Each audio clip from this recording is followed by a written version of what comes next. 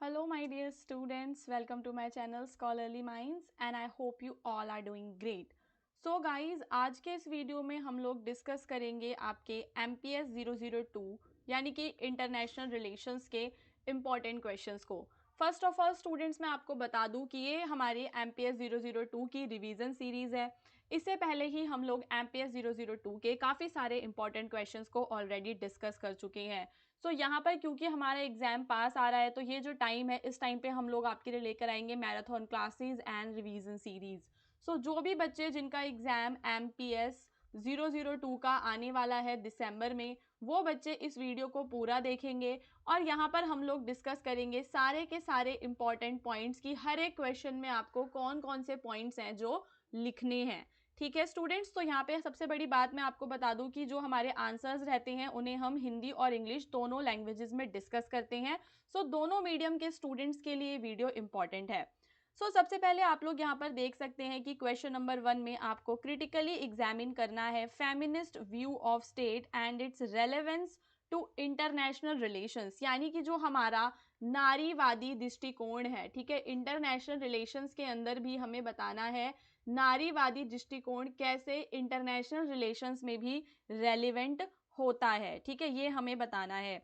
तो सबसे पहली चीज बच्चों हम लोग ये बताएंगे कि जो नारीवादी हैं वो राज्य को एक पितृसत्तात्मक संरचना समझते हैं, यानी कि जो भी नारीवादी हैं वो कहते हैं कि जो स्टेट है उसका जो स्ट्रक्चर है वो कैसा है, आपका पैट्रियार्कल स्ट्रक्चर है। पैट्रियार्कल का मतलब क्या होता है, यानी कि जो आपकी सोसाइटी है स्टूडेंट्स वो कैसी है, जो आपकी सोसाइटी है वो है मेल सेंटर्ड सोसाइटी, जहां पर जो मेंस होते हैं, जो मेल्स होते हैं, उनके जो इंटरेस्ट हैं वो हमेशा डोमिनेट करते हैं। ठीक है, मेंस के जो इंटरेस्ट हैं वो डोमिनेट करते हैं और जो हमारी फीमेल्स होती हैं उनकी बातों को इतना ज़्यादा नहीं सुना जाता।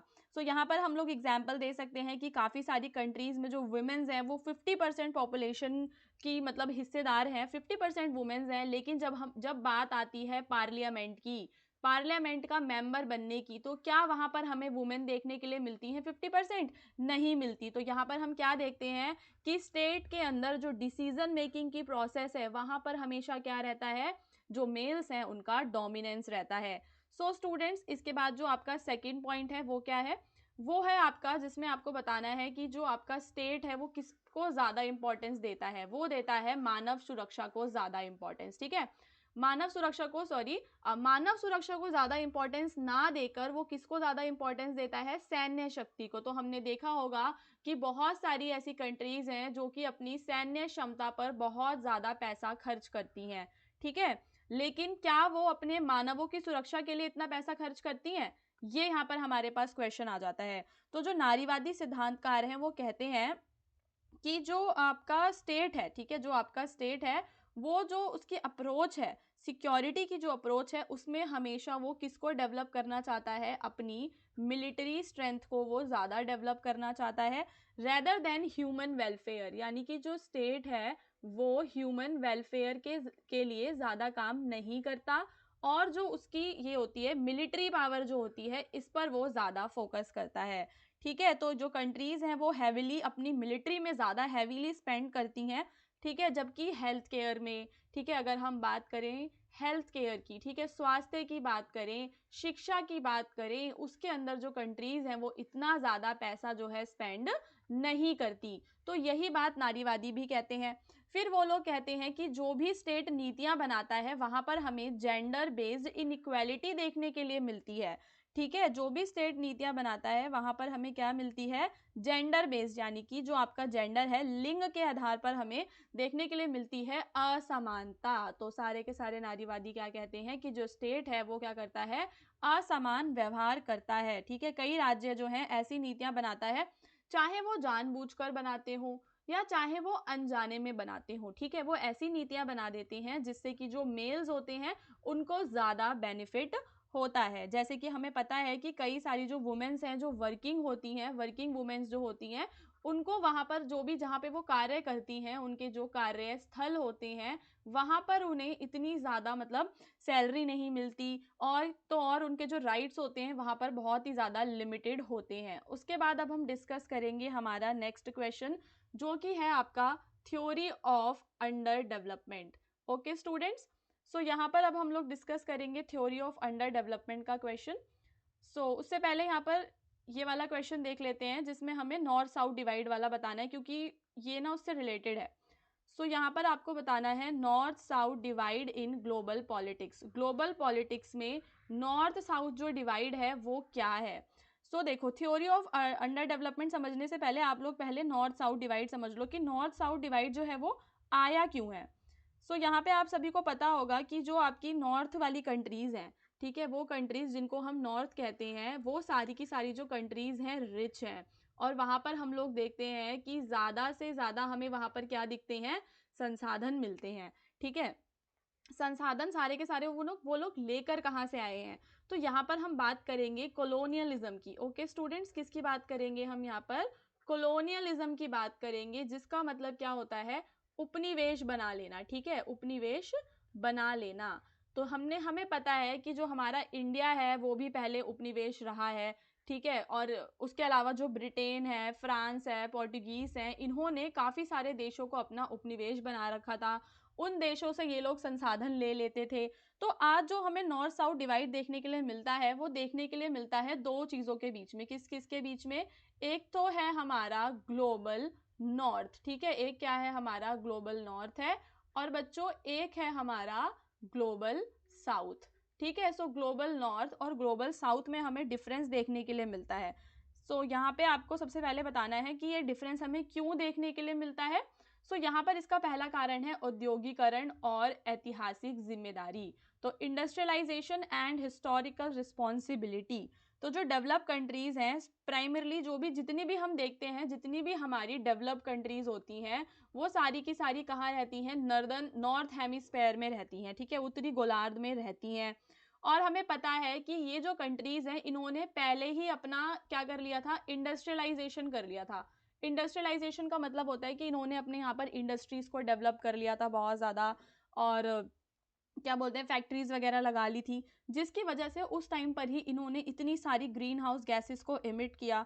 तो यहाँ पर हम लोग कहते हैं कि ये जो कंट्रीज हैं, आज जो पॉल्यूशन हो रहा है ना, उसकी जो जिम्मेदारी है इन कंट्रीज की ज़्यादा है, ना कि उन कंट्रीज की जो कंट्रीज अभी बेचारी डेवलप कर रही हैं। तो बहुत सारे साउथ के नेशंस हैं, वो कहते हैं कि जो नॉर्थ के नेशंस हैं ना, उन्होंने ऑलरेडी ही एनवायरनमेंट को बहुत ज़्यादा पॉल्यूट कर दिया है। सो यहाँ पर उन लोगों की ज़्यादा रिस्पॉन्सिबिलिटी होनी चाहिए। दूसरा, ये लोग कहते हैं कि जो आपके विकास और आर्थिक प्राथमिकताएं हैं, इसका क्या मतलब है।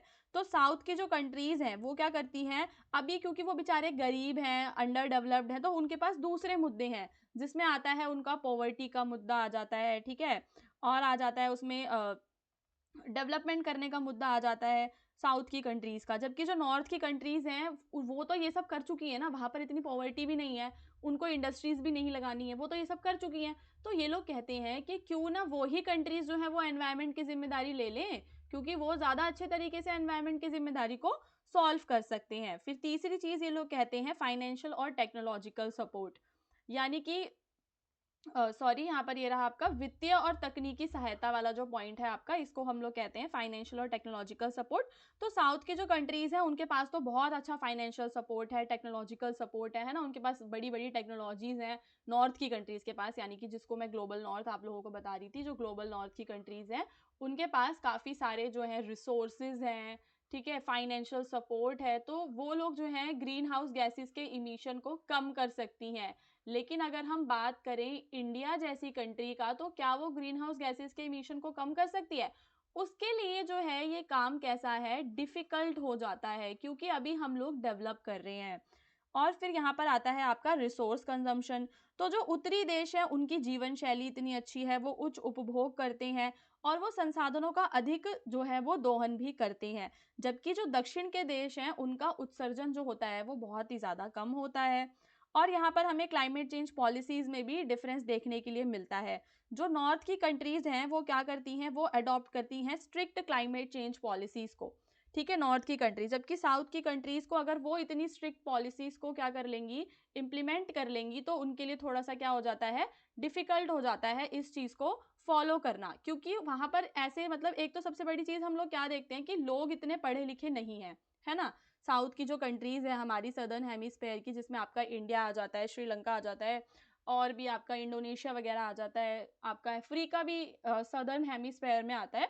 तो ये जो कंट्रीज़ हैं वो इतनी डेवलप नहीं है, तो ये इतनी स्ट्रिक्ट एनवायरमेंट पॉलिसीज़ को नहीं मतलब झेल सकती, ठीक है, इनको अपना, क्योंकि अभी इनको अपना विकास करना है। अब यहाँ पर हमारा जो सेकंड क्वेश्चन है वो इम्पॉर्टेंट है, जिसमें आपको थ्योरी ऑफ अंडर डेवलपमेंट के बारे में बताना है। सो बच्चों, थ्योरी ऑफ अंडर डेवलपमेंट क्या होता है? सबसे पहली चीज़ देखो, जो थ्योरी ऑफ अंडर डेवलपमेंट है वो ये कहती है कि जो आपके डेवलप्ड नेशंस होते हैं वो किस पे निर्भर हैं?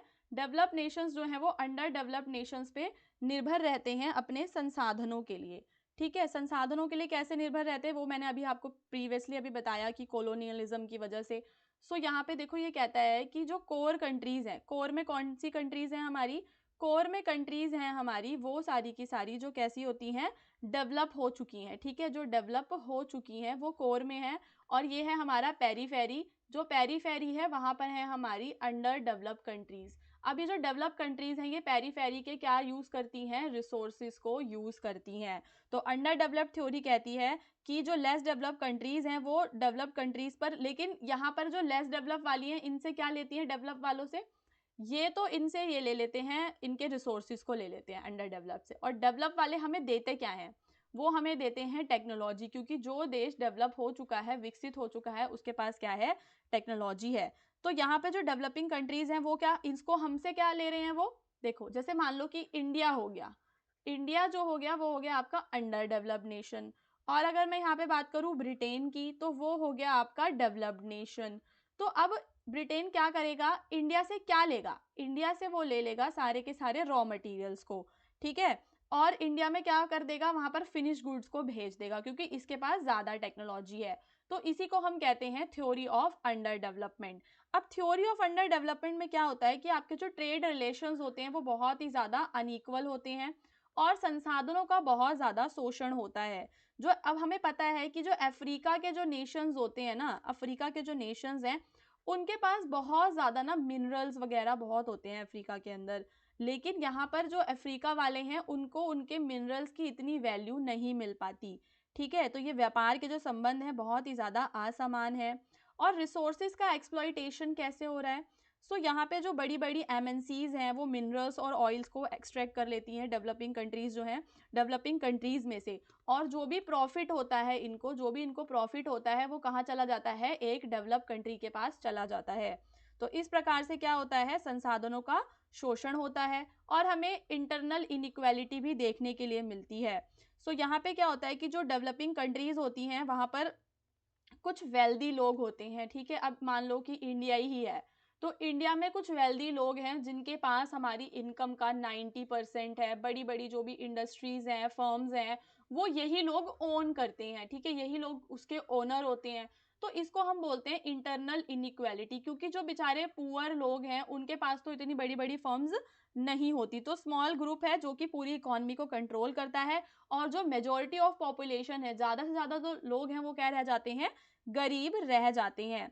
और एक हिस्टोरिकल कॉलोनियल इन्फ्लुएंस भी हमें देखने के लिए मिलता है, क्योंकि ये बेचारे जो साउथ की कंट्रीज़ हैं, जितनी भी अंडर डेवलप कंट्रीज़ हैं, उनको तो आदत ही है ना अपना शोषण करवाने की, क्योंकि वो तो कॉलोनियल के टाइम से ही अपना शोषण करवाते आ रहे हैं, अपने संसाधनों को डेवलप नेशंस को देते आ रहे हैं।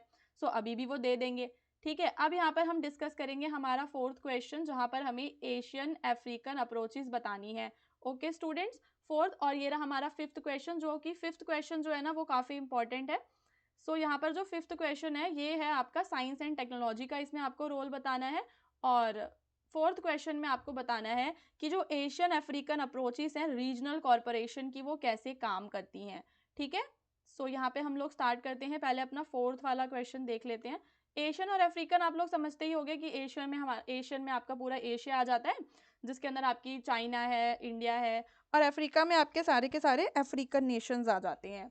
सो स्टूडेंट्स, यहाँ पे आपको बताना है कि कैसे ये जो कंट्रीज़ हैं वो रीजनल कोऑपरेशन के लिए काम करती हैं, ये आपको बताना है, ठीक है।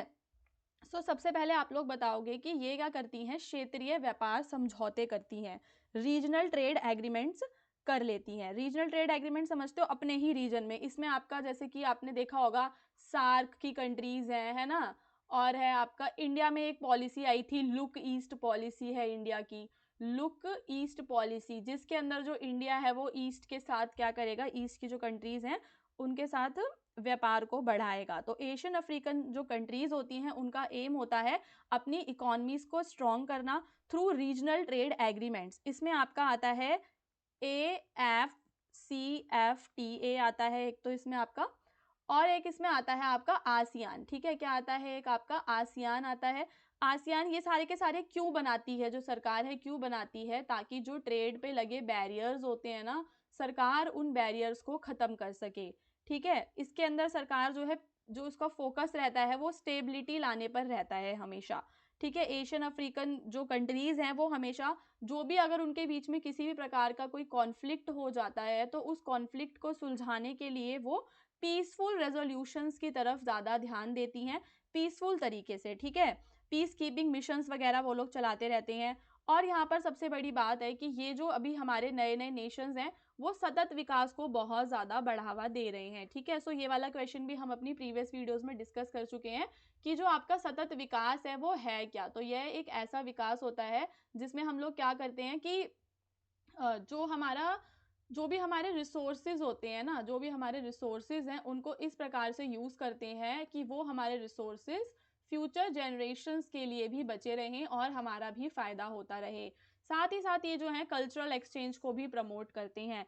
कल्चरल एक्सचेंज आप लोग समझते हो कि अपने कल्चर को शेयर करना, और हेल्थ एंड एजुकेशन में भी एक दूसरे की हेल्प करते रहते हैं। ठीक है, अब हम अपना अगला क्वेश्चन डिस्कस करेंगे जिसके अंदर हमें साइंस एंड टेक्नोलॉजी का रोल बताना है। साइंस एंड टेक्नोलॉजी का रोल वाला जो क्वेश्चन है वो एग्जाम में आ जाता है। ये वाली यूनिट मैंने अलग से भी डिस्कस की हुई है, सो आप लोग चाहें तो पूरी डिटेलिंग में वहां से देख सकते हैं। यहाँ पर क्योंकि मैं रिवीजन करवा रही हूँ तो ये वीडियो स्पेशली उन्हीं बच्चों के लिए है जो प्लेलिस्ट के सारे वीडियोस को देख चुके हैं और अब अपनी रिवीजन स्टार्ट करना चाहते हैं। ठीक है, तो यहाँ पर आप लोग रोल बताएंगे साइंस एंड टेक्नोलॉजी का कि इंटरनेशनल रिलेशंस में उसका क्या रोल है। तो सबसे पहली चीज़ आप लोग बताएंगे कि साइंस एंड टेक्नोलॉजी जो है उसकी वजह से हमारा आर्थिक विकास हो जाता है। ठीक है, क्योंकि जो साइंस एंड टेक्नोलॉजी है उसकी वजह से हम लगाते हैं न्यू इंडस्ट्रीज़ को। तो जो हमारी न्यू इंडस्ट्रीज़ होती हैं वो हमारे आर्थिक विकास को बढ़ावा देती हैं। ऐसा हमने यूएस, चाइना, जापान में देखा है। फिर उसके बाद होता है स्टूडेंट्स हमारा अगला, जिसमें हम लोग बताएंगे टेक्नोलॉजी के बारे में। जो आपकी टेक्नोलॉजी है वो भी एक रोल प्ले करती है नेशनल सिक्योरिटी को बढ़ावा देने के लिए। ठीक है, जैसे कि जो कंट्रीज हैं जिनके पास ज़्यादा मिलिट्री की पावर होती है ना, अगर टेक्नोलॉजी है तो जो कंट्री होगी उसके पास उसकी मिलिट्री पावर ज़्यादा हो जाएगी और फिर उसके जो बॉर्डर के जो इंटरेस्ट हैं वो भी पूरे होंगे, है ना, ग्लोबल मैटर्स में भी उसका ज़्यादा नाम होगा। फिर यहाँ पर आता है global cooperation. Science and technology की वजह से वैश्विक सहयोग कैसे होता है, तो कई सारे जो ग्लोबल इश्यूज होते हैं, जैसे कि आपका इशू हो गया क्लाइमेट चेंज हो गया। ठीक है, आपका क्लाइमेट चेंज का इशू है, या फिर आपके हेल्थ क्राइसिस हैं, कभी कोई पैंडमिक आ जाता है, ये सारे क्राइसिस हैं। तो ये भी यहाँ पर हम लोग साइंस एंड टेक्नोलॉजी की वजह से पूरे ग्लोब की जो प्रॉब्लम्स हैं हम उन्हें सॉल्व कर पाते हैं। और साइंस एंड टेक्नोलॉजी जो है सॉफ्ट डिप्लोमेसी को भी प्रमोट करती है। सॉफ्ट डिप्लोमेसी का मतलब ये होता है कि जो कंट्रीज हैं वो क्या करती हैं, साइंटिफिक एक्सचेंज प्रोग्राम्स करती हैं। ठीक है, क्या करती हैं, कंट्रीज जो हैं वो करती हैं साइंटिफिक एक्सचेंज प्रोग्राम्स, जिनकी वजह से जो उनकी साइंटिफिक नॉलेज है उसको वो शेयर करते हैं और पूरे ग्लोब में जो भी प्रॉब्लम्स हैं उनको वो लोग सॉल्व करते हैं। तो वैश्विक समस्याओं का समाधान भी हमारे साइंस एंड टेक्नोलॉजी की वजह से ही हो पाता है। सो स्टूडेंट्स, आई होप कि आपको सारे के सारे क्वेश्चंस अच्छे से समझ में आए होंगे। इसी तरीके के जो और वीडियोस हैं वो मेरे चैनल पे अवेलेबल हैं। अगर आप लोगों को MPS 1 की रिवीजन करनी है तो उसके लिए भी आप लोग हमारे चैनल को सब्सक्राइब कर सकते हैं। MPS 1, 2, 3, 4 सबके मैराथन सेशंस अभी हम लोग लेकर आएंगे जो आपके एग्जाम के लिए ज़रूरी हैं। अगर आपको किसी भी प्रकार का कोई डाउट है तो आप लोग कमेंट्स में पूछ सकते हैं। साथ ही साथ कमेंट करके बताएं कि नेक्स्ट आपको कौन सा वीडियो चाहिए। ठीक है, सो